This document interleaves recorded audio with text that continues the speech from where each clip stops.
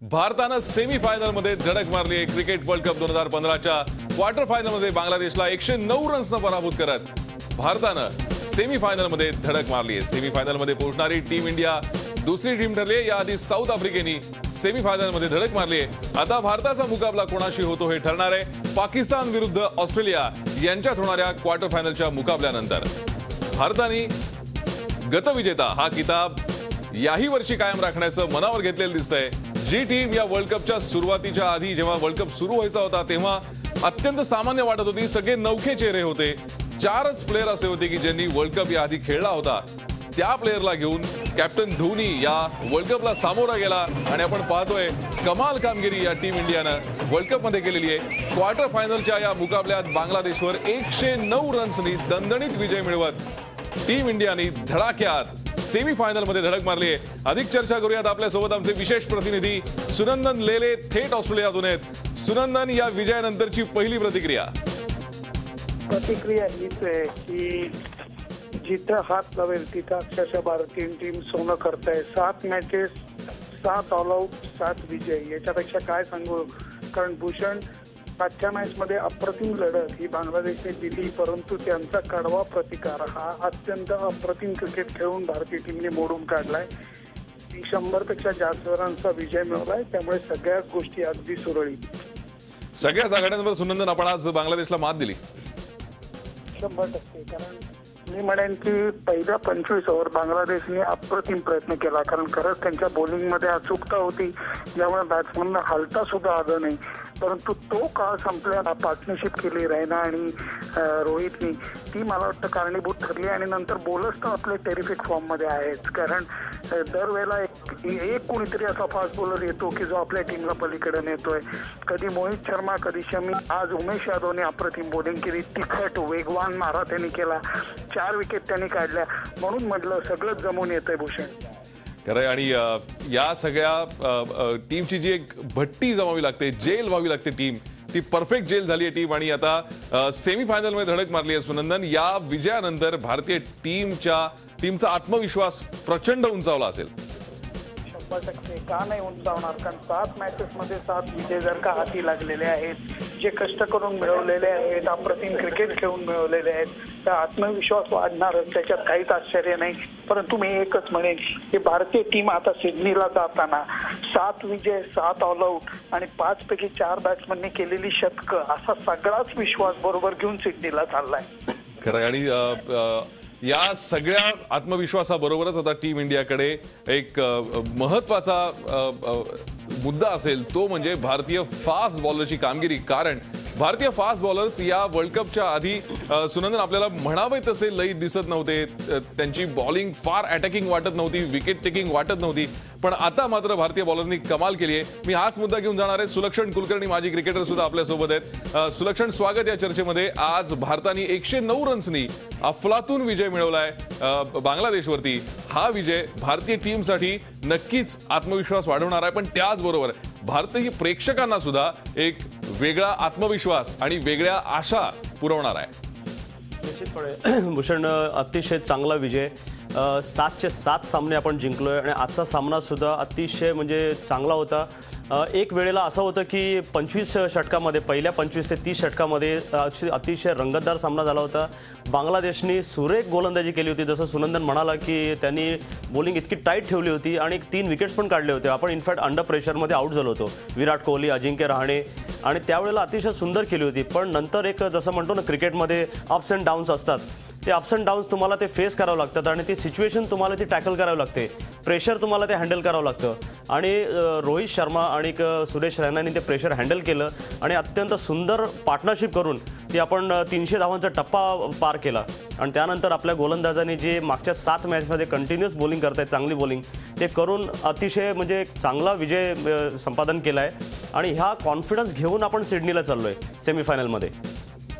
सुलक्षण, या बॉलर्स विषयी बोलायचं झालं तर आजचा उमेश यादवचा स्पेल टेरिफिक म्हणता येईल।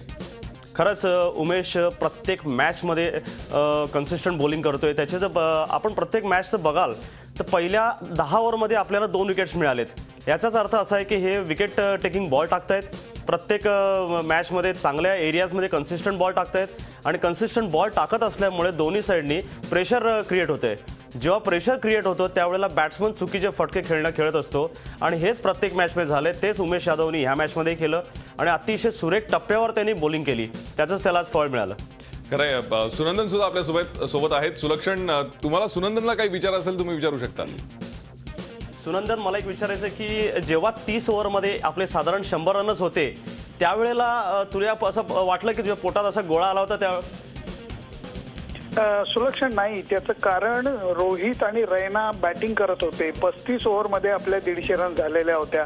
परंतु त्यावेळेला हे स्पष्ट कळत होतं की बांगलादेशच्या कारमधल्या टाकीमध्ये आता किती पेट्रोल उरणार. कारण दरवेळेला असं वाटतं की 35 ओव्हरमध्ये त्यांनी जी एकाग्रता दाखवली ती एकाग्रता त्यांची मोडून काढण्यासाठी बॅटिंग पॉवर प्लेची वाट बघत होते बॅट्समन. तो मिळाल्या क्षणी त्या 5 ओव्हरमध्ये सुलक्षण 54 रन्स कुठून काढल्या तिथनं सगळं चित्र बदललं. त्यामुळे पोटात गोळा वगैरे येत नव्हता. कारण अत्यंत चांगलं क्रिकेट खेळलं जात होतं की जेव्हा ते बॉलिंग चांगली करतायत त्यांना मान दिला आणि बॅटिंग पॉवर प्ले आल्यानंतर संपूर्ण पारडं फिरवलं.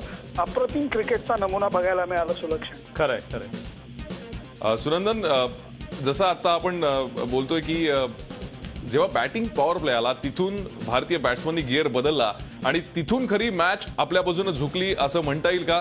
कारण एक सर्वसामान्य प्रेक्षक म्हणून जेव्हा जेव्हा प्रेक्षक भेटत असतात तेव्हा तेव्हा त्यांच्या बोलीभाषेमध्ये किंवा त्यांच्या विचारसरणीने नेहमी ते जरा कुठे खुट्ट झालं, जरा कुठे विकेट जायला लागल्या, रन थांबल्या की भारतीय बॅट्समनला लाखोली व्हायला सुरू करतात. भारतीय बॅट्समनला आजच नेमकं काय झालं होतं, त्यांना खेळता येत नव्हतं का, विकेट खराब आहे का, अशा अनेक शंका त्यांच्या मनात असतात. त्यासाठी तुम्हाला विचारतो, आज भारतीय बॅट्समननी गिअर बदलला बॅटिंग पॉवर प्लेच्या वेळेला, तेव्हापासून भारताने मॅच आपल्या खिशात टाकली. दबा धरून बसले होते. कारण आम्हाला क्रिकेट जे शिकवतं, सुलक्षणला देखील ही गोष्ट तू विचारतोही मान्य करेल. कारण क्रिकेट हे शिकवतं, हा बॉल मी मैदानाबाहेर फेकून देईन बॅटिंग करत असताना असं ठरवून नाही चालत. अमुक ठिकाणी बॉल मिळाला, माझ्या टप्प्यात मिळाला, मला आवडणाऱ्या शॉटच्या ठिकाणी मिळाला तर मी मारीन असं सांगायला लागतं. भारतीय बॅट्समन समोरचे बॉलर चांगले बॉलिंग करत असताना दबा धरून बसलेले होते, वाट पाहत होते संधीचे आणि संधी मिळाल्यानंतर त्याचं त्यांनी सोनं केलं. हेच क्रिकेटचं शिकायला मिळतं जे आयुष्यातही नंतर खूप उपयोगाला येतं. कारण भूषण, जोपर्यंत तुम्हाला संधी मिळत नाही तोपर्यंत चिडचिड करून उपयोग नसतो. कारण त्यावेळेला समोरचा माणूस चांगली कामगिरी करत असतो, फासे त्याच्या बाजूने असतात. एकदा का ते फासे उलटे फिरायला लागल्यानंतर तुम्ही कसे खेळता, समोरच्यावरचं दडपण कसं वाढवता आणि नंतर ते खच्ची कसे होत जातात हे बघायला खूप मजा येते.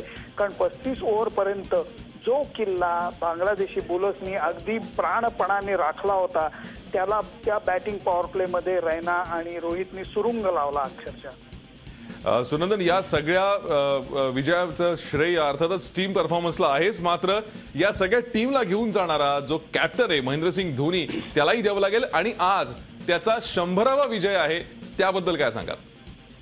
बापरे, 100वा विजय. हा माणूस खरंच काय हातात यश घेऊन आलाय मला कळत नाही. तो टीमला ज्या पद्धतीने हँडल करतो, तो स्वतः शांत राहतो.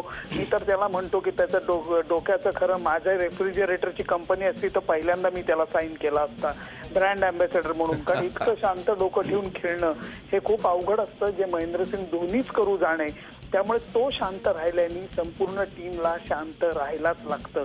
हा संयमच आज कामी आलेला आहे. त्यामुळे धोनीनी आज बॅटिंग करू शकला नाही पण त्याचे जे 2 कॅचेस होते, अफलातून कॅचेस होते, खास करून दुसरा कॅच जो डावीकडे सूर मारत त्यांनी जे घेतला खरोखर. म्हणून या सगळ्याचा परिणाम धोनीच्या शांततेचा, धोनीच्या संयमाचा, धोनीच्या विचारसरणीचा टीमवरती होतोय. आणि त्याच्याबरोबर मी पुढे त्याच्याविषयी डिटेल एक कार्यक्रम करायच्या विचारात आहे. परंतु आत्ताच मी सांगून ठेवतो भूषण, सपोर्ट स्टाफचा खूप मोठा वाटा आहे. मी कोचिंग स्टाफचा म्हणत नाहीये.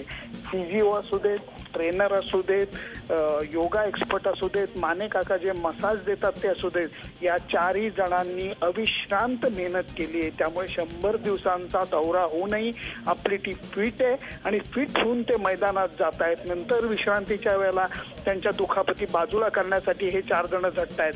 त्यामुळे हे खऱ्या अर्थाने टीमवर्क आहे भूषण. खरं आहे, अत्यंत महत्वाचा मुद्दा सुनंदन तुम्ही उपस्थित केलाय. सपोर्ट स्टाफचा मोठा वाटा टीमच्या आतापर्यंतच्या कामगिरीमध्ये आहे.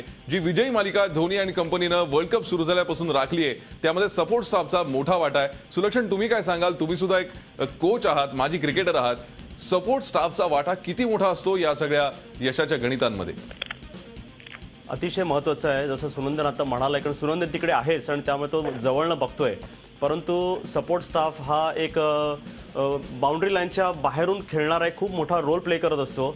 जसं आता बोला सुनंदन की सगळ्यांचा म्हणजे फिजिओ नंतर मॅसिओर सगळ्यांचा रोल, प्रत्येक माणसाचा रोल असतो. आणि जेव्हा टूर इतकी मोठी होते, इतकी लांबते, त्यावेळेला विशेष करून ह्यांचा रोल खूप महत्त्वाचा असतो. कारण हे यांना फ्रेश ठेवत असतात. कारण एवढे फ्रेश राहिले तरच ते खेळू शकतात आणि चांगल्या मनाने खेळू शकतात. त्यामुळे यांचा निश्चितपणे खूप मोठा रोल आहे सपोर्ट स्टाफचा. खरंय, आज हा 109 रन्सनी मिळवलेला विजय आता भारताला सेमीफायनलमध्ये घेऊन गेलाय. एका थाटात टीम इंडियानी, गतविजेत्याच्या थाटामध्ये टीम इंडियाने सेमीफायनलमध्ये धडक मारलेली आहे. आज भारतीय बॅट्समननी जितकी चांगली कामगिरी केली तितकीच चांगली कामगिरी भारतीय बॉलर्सनी केली. हा सांघिक विजय होता. मात्र त्याचबरोबर धोनीचा हा 100वा विजय ठरलाय. धोनीच्या कॅप्टन्सीखाली टीम इंडिया खेळत असताना मिळवलेला हा 100वा विजय. सुलक्षण, या 100व्या विजयाबद्दल आणि धोनीच्या आतापर्यंतच्या कामगिरीबद्दल कसं विश्लेषण करा? अप्रतिम. सर्वात पहिली गोष्ट म्हणजे हा Mahendra Singh Dhoni as a captain म्हणून आणि लीडर म्हणून दोन वेगळ्या गोष्टी आहेत. एक कॅप्टन आणि लीडर. कॅप्टन म्हणजे कॅप्टन्सी करणारा, ग्राउंडवर टॅक्टिक्स वापरणारा तो कॅप्टन, आणि लीडर हे ओव्हरऑल सगळं लोकांना हे करणारा, सांभाळणारा, त्यांना मदत करणारा तो लीडर.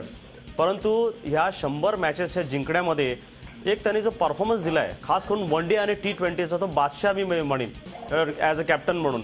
कारण इतके त्यांनी ग्रेट चॅम्पियनशिप दिलेले आहेत. आपल्या इंडियन क्रिकेटचं एक कम्प्लीट त्यांनी रूपच बदलून टाकलं आहे. जसं 83 मध्ये आपण वर्ल्ड कप जिंकल्यानंतर इंडियन क्रिकेटचं रूप बदललं कपिल देवच्या अंडर, तसंच महेंद्रसिंग धोनीच्या कॅप्टन्सीच्या अंडर आपण एवढे टुर्नामेंट जिंकलो. आपण टेस्ट क्रिकेटमध्ये नंबर 1 होतो, वन डेमध्ये नंबर 1 झालो, T20 चॅम्पियन झालो.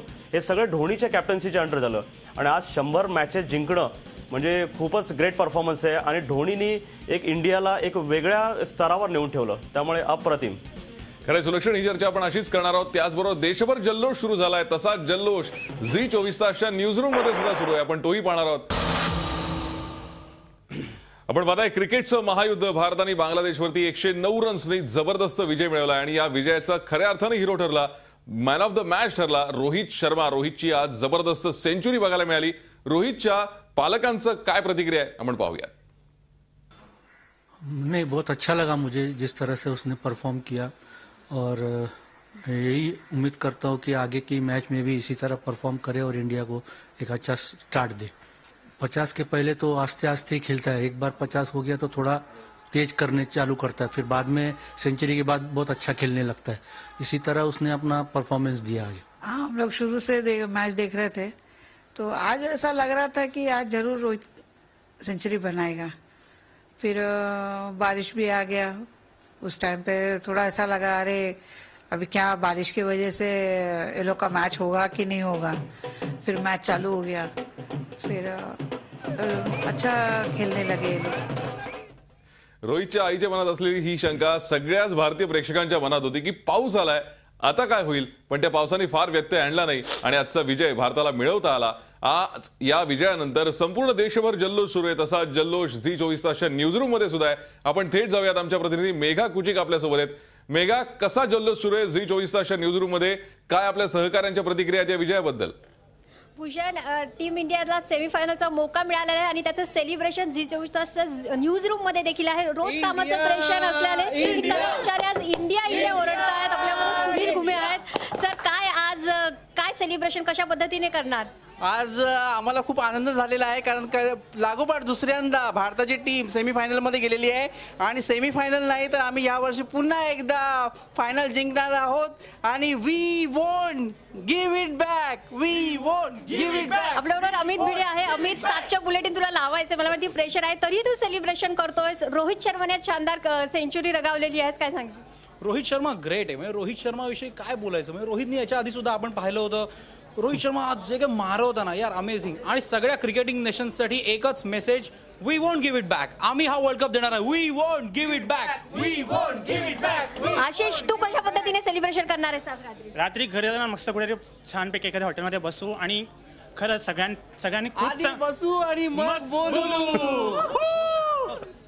भूषण, तू बघू शकतोस कामाचं प्रेशर जरी असलं तरी न्यूज रूम मध्ये टीम इंडियाच्या या विजयाचं सेलिब्रेशन जोरात सुरू आहे.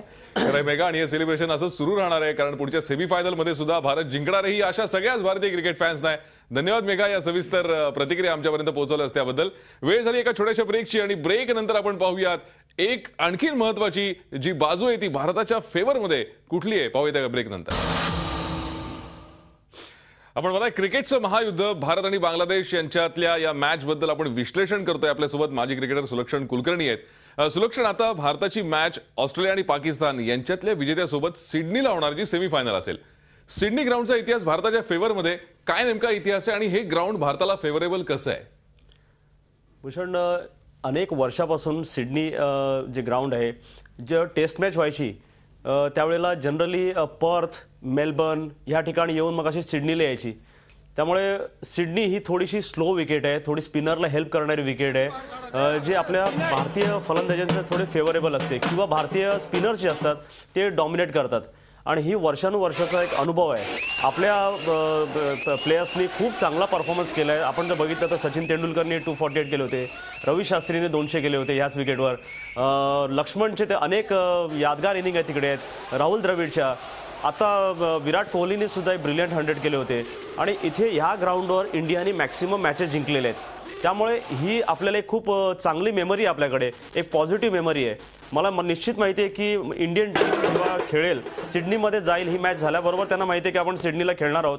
जर ऑस्ट्रेलिया पाकिस्तानमधली जर ऑस्ट्रेलिया टीम जर असेल, कुठली टीम असेल, तर इंडियाच्या टीमला माहिती आहे की आपल्याला एक फेवरेबल ग्राउंड आपल्याला मिळतंय जे आपल्या स्पिनरला उपयोगी होणार आहे. आणि निश्चितच आपले स्पिनर्स हॅपी असतील आणि धोनी सुद्धा मनातून हे असेल की आपल्या स्पिनरचा रोल तिकडे होणार आहे. म्हणून सिडनी मला जास्त असं वाटतं की लकी आणि फेवरेबल ग्राउंड असेल इंडियासाठी. अगदी खरं. आणि त्याच दृष्टीने ऑस्ट्रेलियाची टीम सुद्धा विचार करत असेल, थोडंसं दडपण त्यांच्या टीमवर सुद्धा असेल आणि त्यामुळे उद्याची मॅच खूप उत्सुकता वाढवणारी ठरणार आहे. आणि सगळेच भारतीय प्रेक्षक क्रिकेटचे चाहते ही उद्याची क्वार्टर फायनलची मॅच बघणार आहेत जी होणार आहे पाकिस्तान आणि ऑस्ट्रेलियामध्ये. तुर्तास क्रिकेटच्या माहितीमध्ये इथेच थांबतोय. सुलक्षण, या चर्चेत सहभागी झालात त्याबद्दल आपले खूप खूप आभार. ताज्या बातम्यांसाठी आपण पाहत राहा झी 24 तास. रहा एक पाऊल पुढे. झी 24 तास, रहा एक पाऊल पुढे.